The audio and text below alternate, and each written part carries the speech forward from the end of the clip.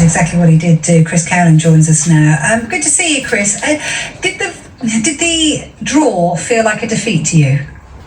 Absolutely. Good evening, Vicky and Jay. I hope you're well. Yeah, it does feel a little bit like a defeat. It was really frustrating. That first half didn't have a single shot on target. Of course, last Saturday against Chelsea in a 1-0 home defeat, we only had one shot on target. The XG last week was 0.05, and there was just such a lack of creativity. And when you look at the 6 home games in the Premier League under Thomas Frank, the fans have booed on 4 occasions, and I think that says it all. The way that we're setting up, the way that we're starting games, we just look like we're not going to really create anything, and that is a real issue right now. And yes, a new manager has come in. You expect change, but you do also expect, Spurs fans expect to be entertained, and we haven't been entertained in a number of league games this season. Chris, every time a new manager comes in, I always hear this booing, right? You had Ange, he comes in, he plays expansive football, and to be fair, at the beginning, first season, it's good, right? He wins the competition, then he gets the sack because obviously he's too open and he shouldn't be playing such attacking football. Now you've got a manager that's keeping more clean sheets. You're moaning again. The fans are booing again. I don't understand it. You've had some amazing managers at Tottenham Football Club, and all you do is boo them all the time.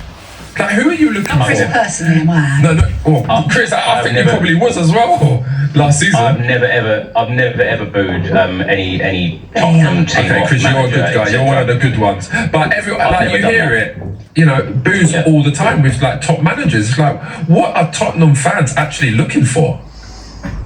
Well, I think we're being set up more not to lose a game rather than going to try and win the game. And, like I've said before, we've gone from Heung-min Son and Harry Kane up front, and now the forward line is just so different in quality. Chris, you're never going to see Harry Kane again. I mean, well, you might actually, of course not. But I mean, if he comes back, then you might. But ultimately, that's like one of the world's best number 9s ever, Yeah, I totally agree. But that forward line, Jay, needs to be better. It needs to be better. I mean, I was saying it to, I'm sorry to interrupt you there, I was saying it to Vicky before, Brendan Johnson needs to do a lot better. He needs to do a lot better in them wide positions. He can't just be that person to tap it in. He needs to give the strikers service, and he hasn't been doing that. Yeah, but talking about entertaining football, of course, we saw entertaining football on Tuesday against Copenhagen. Yeah, you did. But these Premier League games are just so different, and people are now wondering where the goals are coming from. Fair play, and I will take the positives from today in the fact that we did get a point, because it looked like we were heading towards a defeat. That's another thing that I can come on to, because when you're 2-1 up in the 96th minute, you need to defend that corner, and Vicario, the goalkeeper, needs to have done better there, in my opinion. The more I watch it, the worse it seems to get. But overall, I thought it was a poor game. Probably deserved a point each in the end. But yeah, it needs to be a lot better, especially at home, because we need to be turning that place into a fortress, and there's just so many poor results. Do you feel that is about the fact that that perhaps the team isn't feeling the love? If there are some jeering, they're disagreeing with the manager when he's making decisions, do you feel like that reflects on the team then, and they're not kind of feeling the love from the fans at home?